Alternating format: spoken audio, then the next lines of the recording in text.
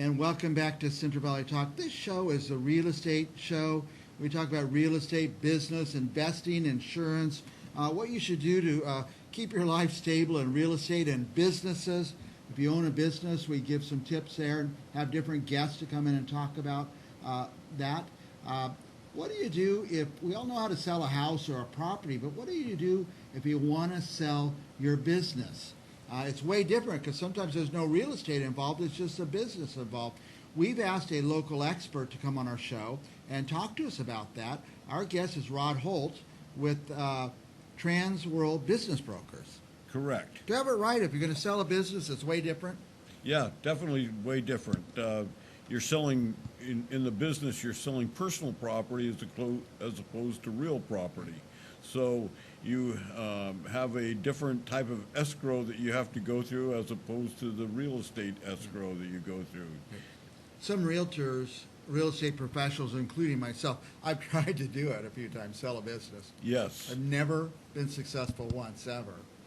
That's why you should go to a person who does that. Exactly. Yeah.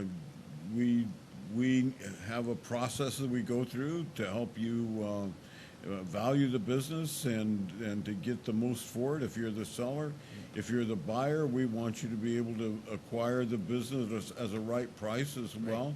If we represent both parties, we wanted a fair value for both. Right.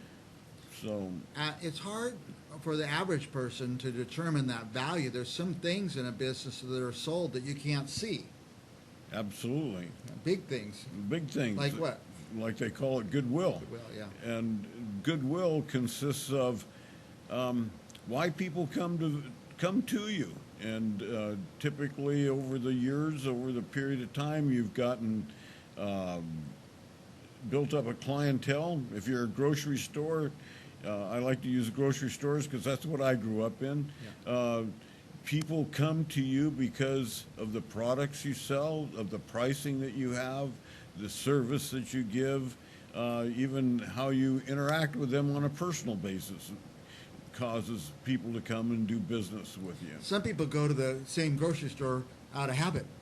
That's true. So if they change their name or they change owners, there's one Chinese restaurant here in the Tower District, Golden, and we've been going there for 50 years.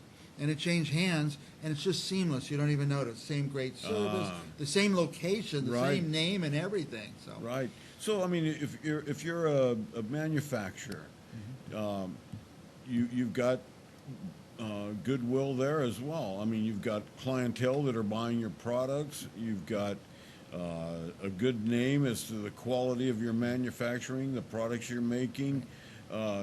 People buy your product because of your name, because of who you are, and that's goodwill. In addition, goodwill is the public's perception of who you are. Right. Goodwill is the telephone numbers that you have that people call to give you business. But that has a value. That definitely has a value. And takes someone like you sometimes to say, here's the value there.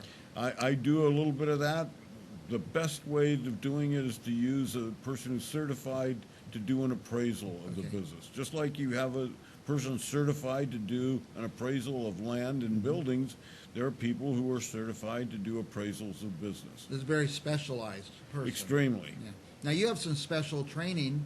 Are you an accountant? Yeah, I'm a CPA, retired. I haven't been practicing that other than helping out with another CPA doing tax work. But you understand the business you understand the numbers. Yes.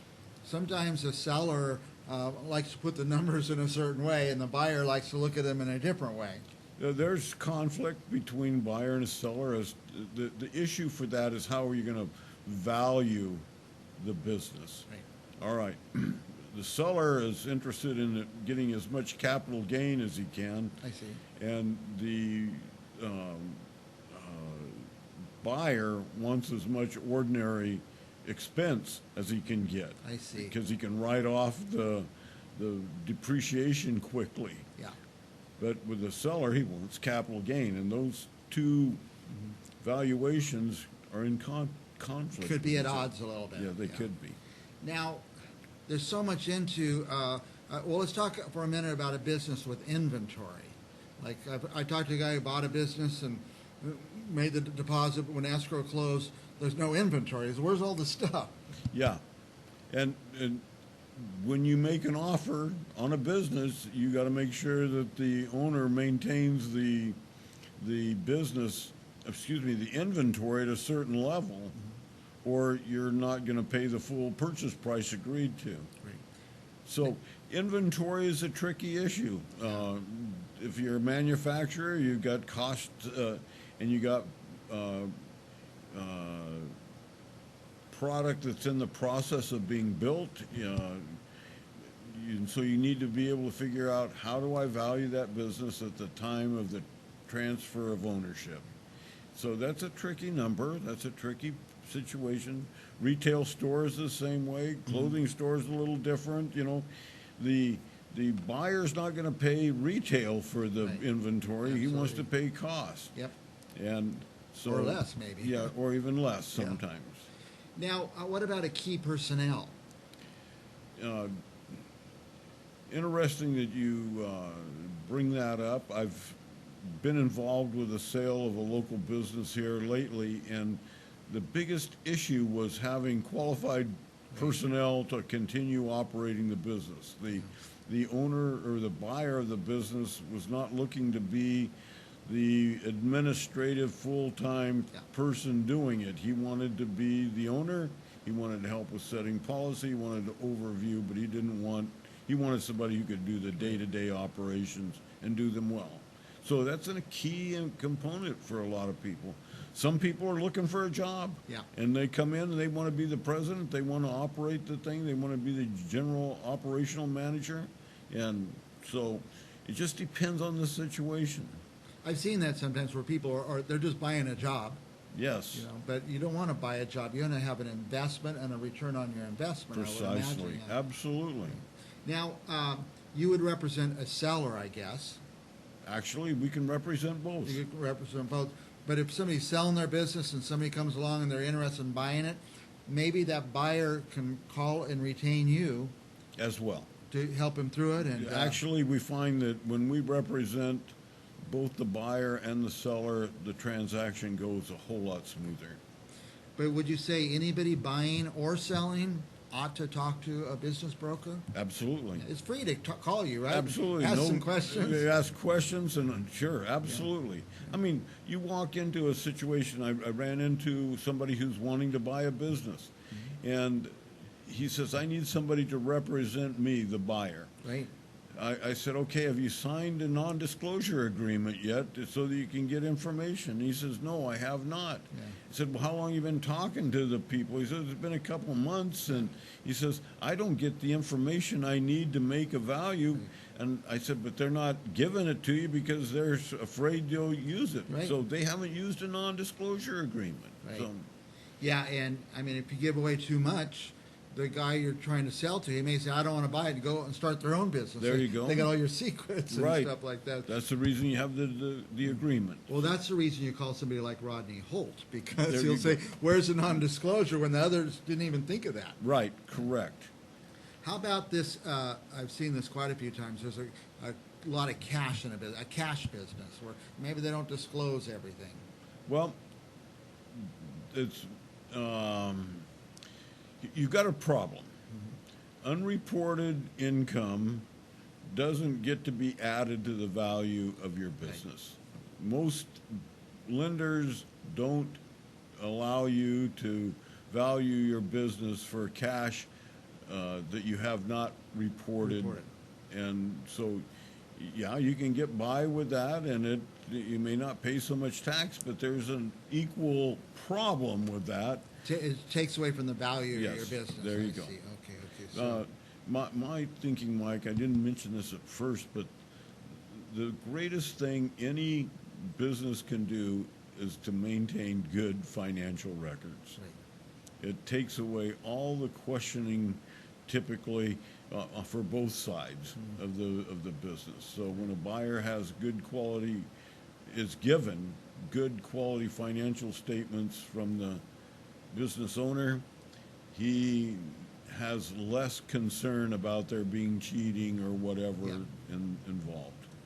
So I guess if you're in business just to chug along and take care of your family, and when you're ready to retire, you're going to shut it down. It doesn't matter as much. But if you're building a business and creating value, then those financial records are everything. Absolutely. So those who think absolutely. they're getting away with something by not declaring everything, they're going to Exactly. lose it on the other end. They do. I had only one situation Yeah. there where we were selling small grocery stores up in the Bay Area. The buyer wanted to go and just observe the businesses for a couple of different days, just to be able to understand how much cash was actually being taken and not being reported. Then when they understood that, they would be interested in the business. Yeah. Pretty tough way to go, but That's a tough that way to do it. happens. But if you want that store and you know how to do it and you want it, there's ways around it. Rod, when you come and you sit down here, I start peppering you with questions. Thanks for that. Anything you want our viewers to know? Well, we have a variety of businesses we're trying to sell. The franchise that my company is called Hearthstone we represent Sacramento to Bakersfield. I live here in Kingsburg, actually, Sure. and there's two others of us that live here in the Fresno area, so we can represent that well. We have coming up a pool construction company that's not your typical pool company. So this one has to do with a lot of business type situations, not your typical homeowner pool. Okay. And that's coming up. It's got great profits in it. It's if somebody wants more information, you need to get a hold of me. We've got land and farm issues listings that also have issues, but that are available. So we do some ag work there. Trying to think. We've got inside of our company a variety of other businesses that are available. So give us a call. We can help you buy a business, or we can list your business. Yeah. But if he comes and helps you list your business, you're going to help him find out what it's worth, get to the value, get all the paperwork, because you know what a buyer's going to ask for, what kind of stuff they're going to ask for. Absolutely. And you can get that in order. Let me ask you this. I always have a million questions when you come, but let's say I have savings, saved up $100,000 or something, and I say, hey, Rod, I just want to buy a business. I want to get to work and work in a business, but I want to own it. This is what I have. Do you have to know what kind of business you want? To get an SBA loan, you're going to have some knowledge of the business you're going to buy. So maybe something where you've already had experience. Experience is important. Maybe you've worked in a grocery store, you've moved up and become manager of a grocery store, and now you think, I'd like to own one, something like that. And that'd be a great situation to be in. Good situation. What you're looking at typically is needing about 20% down in order to get proper financing. And so that can come in a variety of ways. You can, if you have equity in your home, you could borrow against that. Plus, if you got cash in the bank, you can use that. So if you've been living in your home for 15, 20 years, and you have, say, $200,000 in equity, you've got a couple $100,000 saved up, you could kind of pool all that and use toward your down payment. There you for go. SBA. Are SBA loans, I even hate to ask, are they easy to get? They're attainable. They're obtainable if you have the right information. Okay. If you don't have the right information and you're not the right person, you don't have the experience, you run into issues. But you know how to do them. Absolutely. Yeah. Well, yes. I mean, I take you to somebody who knows how to do them. Yeah. Okay. And so, it's not always the bank you go to. There's other personal people that'll represent you that very do those. well. Okay. Yeah. That's exciting, Rod. If you got a business you want to sell, talk to Rod. It's free. It's free just to say, hey, Rod, what about this or that? What do I need? And you'll help them figure it out. I'll figure it out. And may not be free all the way to the end. Right. No, what we typically do is we'll give you answer all the questions we can. But when it comes to getting evaluation and getting it certified and so forth, there's a couple of options for you. And what I mean about free is some people are afraid to call because, oh no, they're going to charge me, $5,000 to talk to me, or they go with somebody not qualified, a realtor or a realtor buddy or something like that. I just say talk to Rod. Make Rod your first stop. There you go. Yeah. We're not here to charge. We're here to build relationships. Build relationships. Very good. And my personal feeling is a good name's far better than silver and gold. That's right. That's right. So By the way, I know you're in Reedley and Kingsburg. Yes. Sorry. And but you'll represent from Sacramento or Bakersfield. Absolutely. Well, we'll represent from the Oregon border down to the southern border. Anywhere in California. Anywhere in California, we can do that. And by the way, I didn't even think about that, but an ag operation, that's just a big old business. Exactly. Dollars and cents, profits and loss, and there you go. Depreciation and future. Absolutely. And so you'd sell it just like any other business. Exactly. All right, very good. Last thoughts? We can represent you on both as a seller or a buyer. Mm-hmm. We like to do things on a basis that makes sure that everybody gets the best deal they can. We're interested in making things move quickly. We don't like to have it stretch out for long periods of time. So we do the work up front. Right. To make the sale go as quickly as it can. Very good. And something just popped in my mind. I know we're way past time, but I could talk to you for hours, Rod. You control the time, Mike. So business, there's an owner, and there's this key worker worked for them for their whole life, and now the owner says, I'm retiring. Do you want the business? That seems like where you should come in between those, even though they're friends. Yeah. What about father-son? Absolutely. Anything like that. Anything like that. Because there's a number of things you got to look at. I mean, first of all, when you're selling a business, it doesn't happen tax-free. Right. You got to figure out, and there are some definite methods that can be used to minimize or even eliminate your tax on the short-term basis. Yeah. And so you need planning on both sides. Especially for that seller, huh? Absolutely. Yeah. But I see you're kind of like a referee. Somebody's got to figure out the value. This guy's going to get some money. This guy's going to give up some money, and somebody's got to help work through that process. Well, stop and just think about this. When you're the buyer, you're buying a business. The net profit has to do four things. Number one, it has to make a living for you to live on. Right. So you're going to take that out in some fashion, whether it's a salary that's deductible for the business or as a sole proprietor, it comes out as a withdrawal. The second thing is you got to be able to pay your taxes on the income. Yeah. So that comes out of profit. Taxes come out of profit. Right. The third thing is that you service the principal on your debt out of profit. Right. So when you borrow the money to buy the business, you got to make monthly payments, and that monthly payment, the principal on the monthly payment, has to come out of the profit. Right. And then the fourth thing is your expansion. Expansion of the business comes out of profit.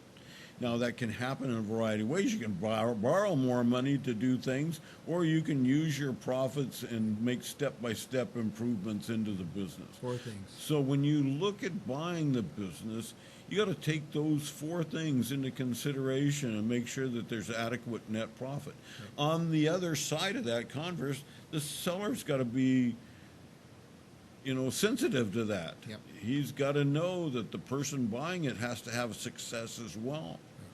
Is it possible that the buyer and the seller hasn't thought of any of those four things? Very much. Yeah. And when you take I wouldn't. When you take your father-son relationship, I mean, the son probably knows the business better than anybody else if he's worked in it and so forth, and the father wants the name to go on. But how do I structure that so the father benefits and the son benefits? So it works for everyone. It does. You don't want surprises. You don't want surprises. I say that's what Rod does, is remove the surprises from the whole thing. We try to do that. Alrighty. By the way, Transworld Business Brokers, where does this number ring, Rod? 559-859-5759. That rings my personal cell phone. Right to you. I like right that. to me. I always say, don't let anybody sell your business for you if they're not answering their own phone. Right. Okay. We will help you. All righty. Thanks, Rod Holt. We'll be back with more Central Valley Talk and business, real estate, investment right after this.